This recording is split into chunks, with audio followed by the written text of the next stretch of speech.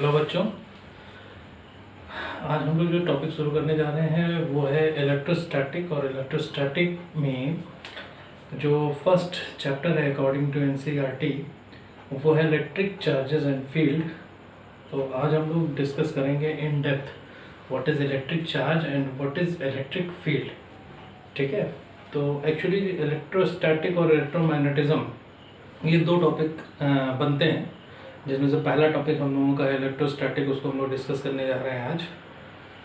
तो चलिए शुरू करते हैं टॉपिक को। आज का जो टॉपिक है वो है इलेक्ट्रोस्टैटिक।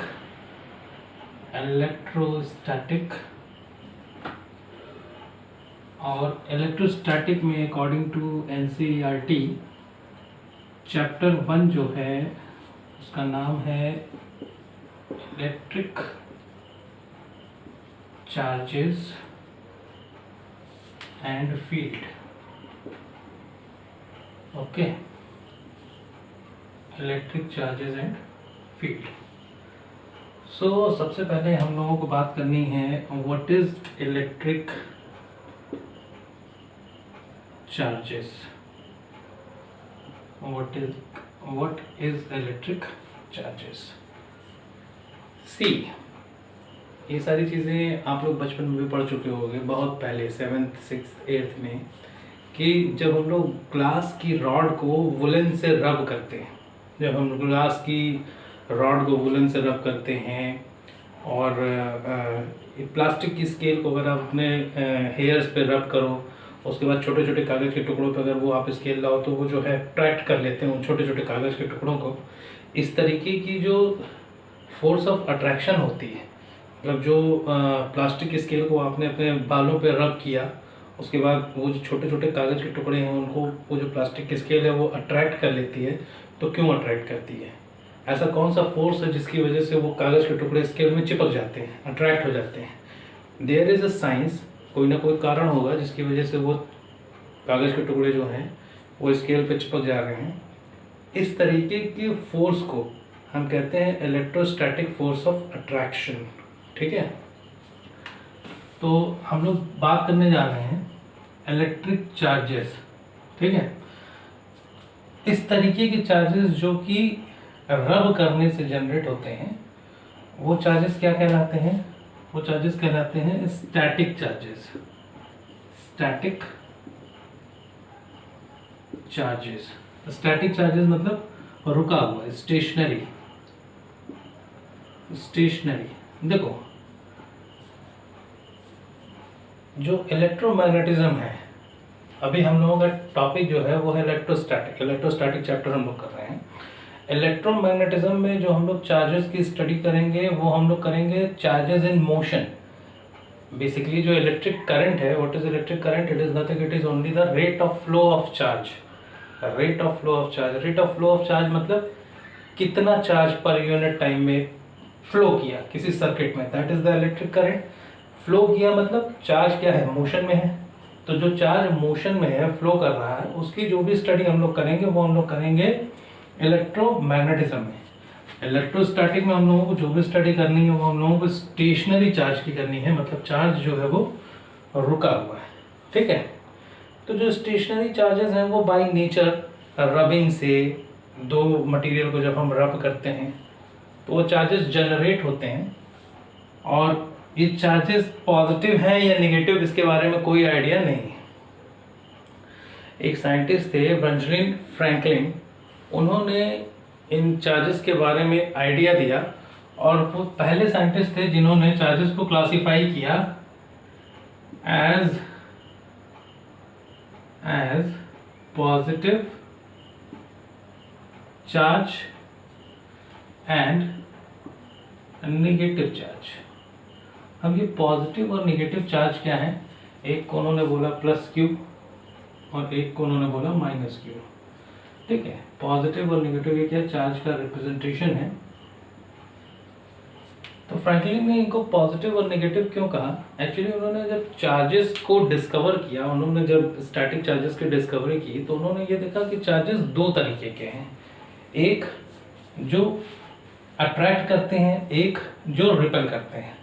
तो उन्होंने थ्योरी देखी और थ्योरी के हिसाब से उन्होंने अपनी एक्सपेरिमेंट को आगे प्रोसीड किया और उन्होंने बताया कि लाइक चार्जेस जो हैं, मतलब दो बॉडीज, लेट अस सपोज अगर एक बॉडी 1 ये है और एक बॉडी 2 ये है, इन दोनों पे अगर पॉजिटिव पॉजिटिव चार्ज है तो बॉडी 1 बॉडी 2 को रिपेल करेगी। अगर दोनों ही बॉडी पे नेगेटिव चार्ज है तो भी बॉडी 1 बॉडी 2 को रिपेल करेगी। अगर बॉडी 1 पे पॉजिटिव बॉडी 2 पे नेगेटिव है तो ये अट्रैक्ट करेगी। अगर बॉडी 1 पे नेगेटिव और बॉडी 2 पे पॉजिटिव चार्ज है तो भी ये एक दूसरे को अट्रैक्ट करेंगे, तो भी एक दूसरे को अट्रैक्ट करेंगे।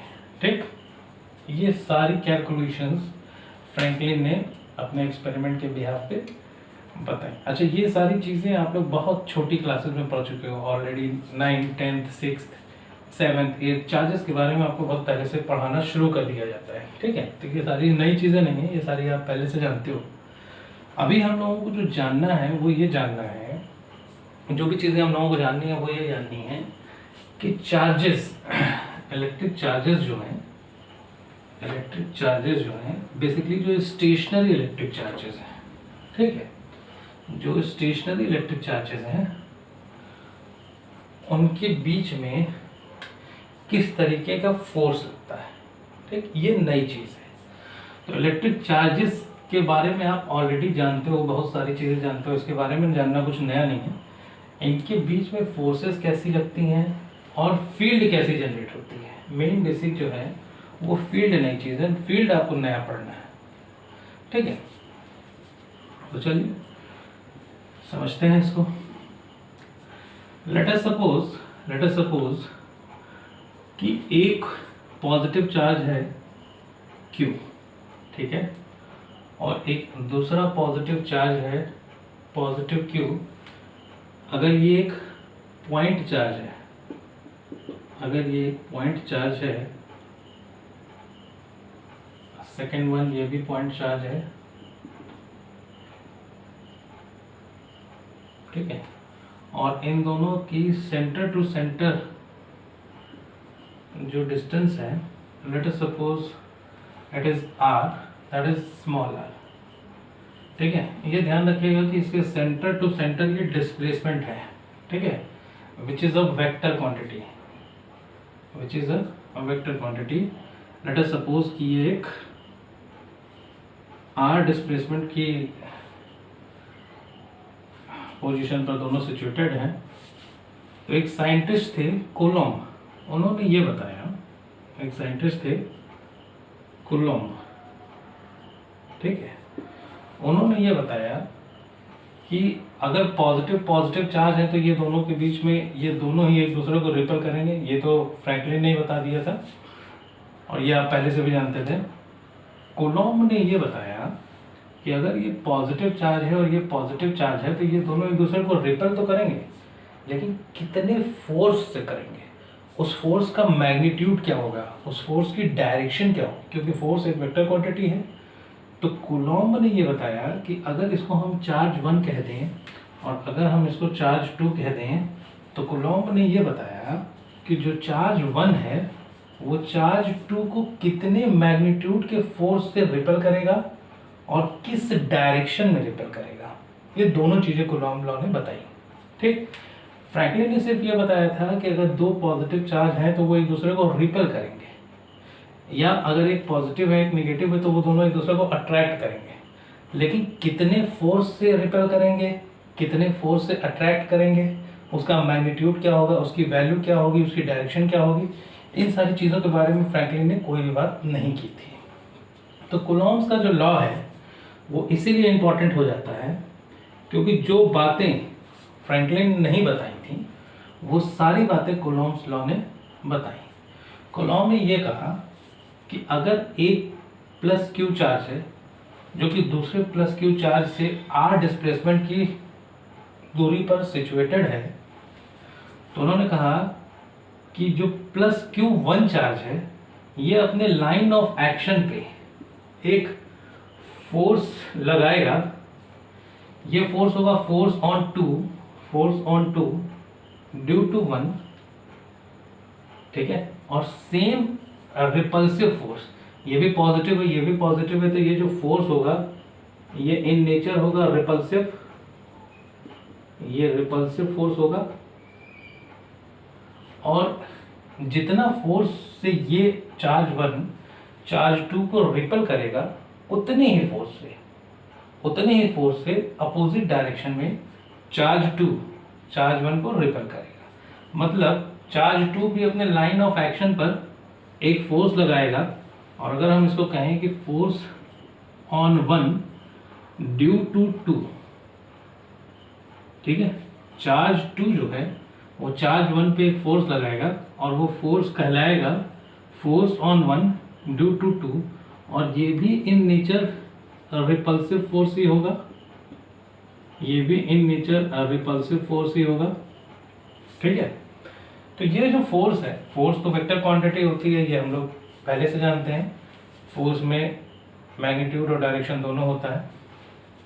तो कूलॉम ने कहा कि ये जो फोर्स होगा जो चार्ज 1 चार्ज 2 पे लगा रहा है और जो चार्ज 2 चार्ज 1 पे लगा रहा है, वो फोर्स प्रोपोर्शनल होगा इन दोनों चार्जेस के, वो फोर्स इनवर्सली प्रोपोर्शनल होगा इन दोनों चार्जेस के बीच के सेपरेशन के। This is called inverse square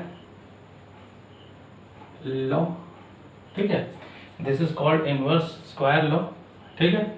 उसके बाद इन्होंने कहा कि ये जो फोर्स है ये डायरेक्टली प्रोपोर्शनल होता है इन दोनों ही चार्जेस के प्रोडक्ट के, means force is directly proportional to Q into Q. Let us suppose this is Q1 and this is Q2, so Q1 into Q2, ठीक है। अब इन दोनों ही चीजों को जब हम मर्ज करेंगे, एक साथ लिखेंगे, तो we can write it as force is proportional to Q1 Q2 upon R²। अब इस प्रोपोर्शनैलिटी कांस्टेंट को अगर हम हटाते हैं तो हम कहते हैं F is equals to K Q1 Q2 upon R², जहाँ K क्या है, प्रोपोर्शनैलिटी कांस्टेंट, जहाँ K क्या है, proportionality constant.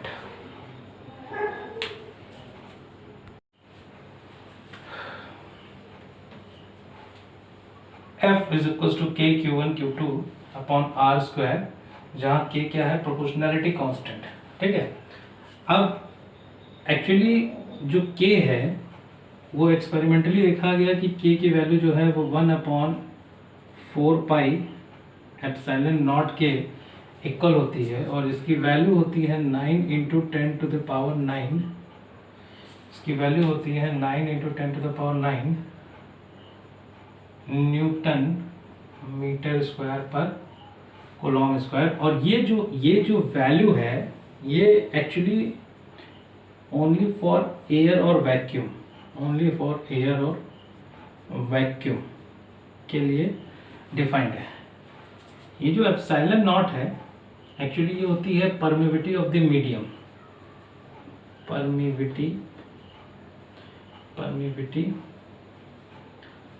Of the medium, ठीक है। अब यहाँ पे मीडियम अगर एयर और वैक्यूम अगर हम ले लें तो उसकी परमिविटी की वैल्यू को पुट करने के बाद, सारे सब कुछ कैलकुलेशन करने के बाद जो K की वैल्यू आती है वो होती है 9 × 10⁹ न्यूटन मीटर पर कूलॉम स्क्वायर, ठीक। अच्छा, तो ये जो फोर्स की value I that is K Q1 Q2 upon R²। Actually हम लोग इसको K ही लेके चलेंगे क्योंकि अलग अलग मीडियम के लिए 1/4 पाई एप्सिलॉन की वैल्यू अलग अलग होगी, क्योंकि एप्सिलॉन जो परमिविटी ऑफ द मीडियम है वो अलग अलग मीडियम के लिए उसकी वैल्यू अलग अलग होगी, तो K की वैल्यू भी अलग अलग होगी, ठीक है, वो क्वेश्चन में आपको गिवन होगा कि किस मीडियम की परमेबिलिटी क्या है। जो भी आपके एग्जाम में क्वेश्चन आएगा उस मीडियम के लिए इस एप्सिलॉन की वैल्यू आपको गिवन होगी, ठीक है, उसके हिसाब से आप कैलकुलेट कर लेंगे। ठीक, तो फिलहाल हम लोग इस एफ की वैल्यू को K Q one Q two by R square लेके चल रहे हैं, ठीक है। अच्छा, ये जो है K Q one Q two by R square, this is only the magnitude, ठीक है। ये फोर्स का सिर्फ और सिर्फ मैग्नीट्यूड बताता है। फोर्स क्या है? वेक्टर क्वांटिटी है। अगर फोर्स वेक्टर क्वांटिटी है तो इसमें मैग्नीट्यूड और डायरेक्शन दोनों होगी। अभी जो हम लोगों ने बात की उसमें F is equal to K Q one Q two by R square जो है वो सिर्फ और सिर्फ मैग्नीट्यूड बताता है। अगर ये सिर्फ मैग्नीट्यूड बताता है तो डायरेक्शन कैसे पता लगेगी? डायरेक्शन कैसे पता लगेगी? चलिए इस बारे में हम लोग डिस्कस करते हैं। आप लोगों ने ये नोट कर लिया होगा आई थिंक। चलिए अब हम लोग इसके डायरेक्शन के बारे में बात करते हैं।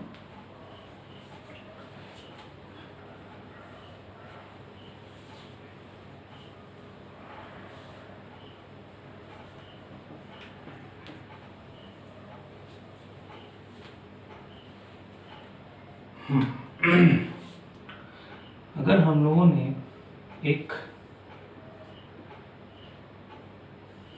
3 डायमेंशन सिस्टम को अज्यूम किया, let us this is x axis, this is y axis and this is z axis and this is origin 0,0,0, okay.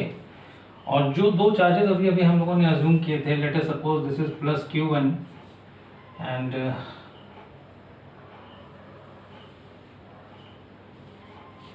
let us suppose this is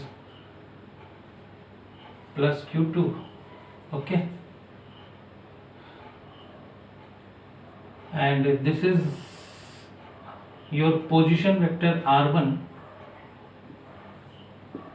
and this is your position vector r2. So what we need to find, we need to find the distance or displacement between these two charges. What is the displacement between these two charges? अगर हम यहाँ से यहाँ के बीच की distance निकालना चाहें तो अगर ये पोजीशन वेक्टर r1 है और ये पोजीशन वेक्टर r2 है तो 11th में आपने वेक्टर अलजेब्रा पढ़ा होगा। वेक्टर अलजेब्रा में आपने ट्रायंगल रूल पढ़ा होगा। ट्रायंगल रूल के अकॉर्डिंग ये जो वेक्टर होगा इसी को तो हम लोग वेक्टर r कह रहे थे, और ये वेक्टर r होगा क्या? Vector r2 minus vector r1, ठीक। 3 डायमेंशन में अगर हम वेक्टर क्वांटिटी को रिप्रेजेंट करना चाहें तो q1 और q2 के बीच की जो डिस्प्लेसमेंट होगी वेक्टर r, वो क्या होगा? Vector r2 minus vector r1, ये होगा। अच्छा, एक चीज़ और जानिए आप, किसी भी वेक्टर का जो यूनिट वेक्टर होता है, लेट अस सपोज अगर हम r की बात करें तो vector r cap, this is called unit vector. Unit vector जो होता है वो होता है vector r divided by mod of r।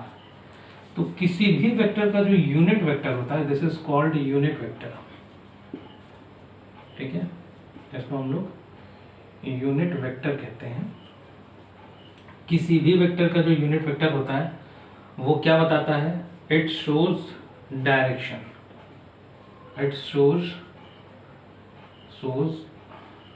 Direction, ठीक है, इट शोज डायरेक्शन। तो ये जो यूनिट वेक्टर है ये वेक्टर r की डायरेक्शन को शो करेगा, ठीक है। अच्छा, फोर्स हम लोगों ने निकाला था क्या? फोर्स की जो वैल्यू निकाली थी हम लोगों ने वो निकाली थी k q1 q2 upon r square, जहाँ k कांस्टेंट था, चार्ज q1 q2 ये दोनों कांस्टेंट थे, सिर्फ वेक्टर क्वांटिटी क्या थी? r, ठीक। तो अगर r के ही यूनिट वेक्टर से हम इसको मल्टीप्लाई कर लें तो ये सेम क्वांटिटी हमको देगी मैग्नीट्यूड, और ये चीज हमको दे देगा डायरेक्शन। तो देखो, फोर्स अगर वेक्टर है, फोर्स अगर वेक्टर क्वांटिटी है तो वेक्टर क्वांटिटी में क्या क्या होना चाहिए? Magnitude plus direction. तो देखो फोर्स का वेक्टर क्वांटिटी होने का प्रूफ ये हो गया कि this will give you magnitude and this will give you direction.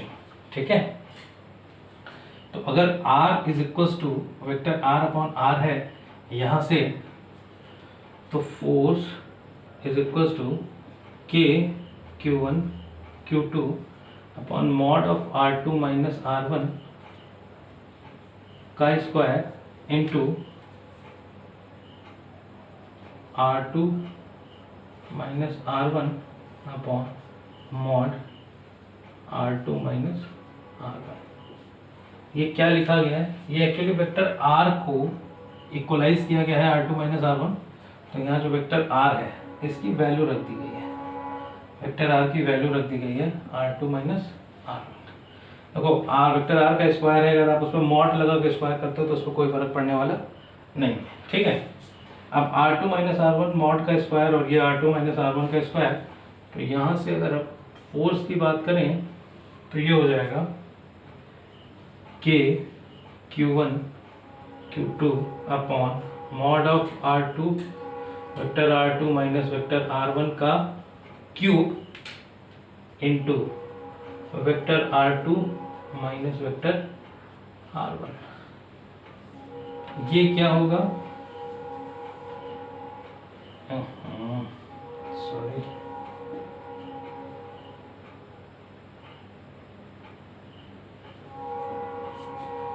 ये क्या होगा, ये होगा आपका फोर्स। और इस चीज को आपकी बुक्स में लिख के दिया रहता है vector form of Coulomb's law, ये आपका vector form of Coulomb's law भी कहलाता है। ठीक है, तो जो फोर्स होता है that is k q1 q2 by mod of r2 minus r1 whole cube into vector r2 minus r1। और ये क्या बताता है आपको, magnitude as well as direction. ठीक है।